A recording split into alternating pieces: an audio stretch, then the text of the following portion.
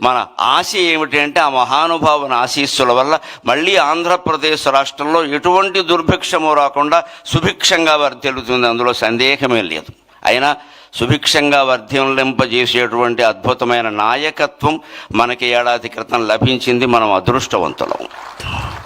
నిజంగానే నాకు పద్మశ్రీ రాగానే అప్పుడు ప్రభుత్వాన్ని గురించి నేను మాట్లాడాను, కానీ మొట్టమొదట ఫోన్ చేసిన 10 మందిలో నారా చంద్రబాబు నాయుడు గారు ఉన్నారు. వెంటనే అప్పుడు ఆయన ప్రతిపక్ష నాయకుడు. వెంటనే ఫోన్ చేసి, నరసింహారావు గారు చాలా సంతోషం, మీరు పద్మశ్రీ పొందారు, మాకు ఆనందంగా ఉంది అని చెప్పారు. వెంటనే అంతటి సహృదయం, కళలని సాహిత్యాలని పోషించేటువంటి నాయకుడు దొరకడం ఆంధ్రప్రదేశ్ చేసుకున్నటువంటి అదృష్టం. ఇంకొక మాట, కృష్ణారావు గారు లాంటి వ్యక్తులు కేవలం ఆశయాలని ఆరాధించలేదు, ఆచరించారు. గాంధేయవాదులవని చెప్పుకోవడం అంటే గాంధీ గారి కర్ర మా ఇంట్లో పెట్టి వెళ్ళారు, గాంధీ గారి చెప్పులు మా ఇంట్లోనే విడిచారు, గాంధీ గారి కళ్ళజోడు నేనే తుడిచా అని చెప్పుకోవడం కాదు.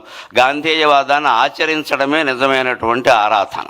ఊరికే పూజలు పురస్కారాలు కాదు, దాన్ని ఆచరించామా లేదా, అనుసరించామా లేదా. స్వాతంత్ర సమర యోధుడికి కేటాయించినటువంటి హౌసింగ్ బోర్డు వాళ్ళ ఇల్లు కూడా ఆయన తిరస్కరించి నాకు ప్రభుత్వం ఎమ్మెల్యేగా క్వార్టర్ ఇచ్చింది, అది చాలు అన్నాడు. అంతటి త్యాగమూర్తులు మళ్ళీ 175 మంది అవతరించాలని ఈ బడుగు బ్రాహ్మడి ఉద్దేశం, అంతకంటే ఏం లేదు. ఇక్కడ 175 మంది అదే ఉద్దేశంతో ఉండాలి. అన్నీ తీసి పారేస్తే మనకేం ఒక్కలా ప్రజలకు సేవ చేయడమే గొప్ప విషయం. ఉన్నాస్తులు కరిగించుకున్నటువంటి నాయకత్వ మండలి వెంకటకృష్ణారావు గారు.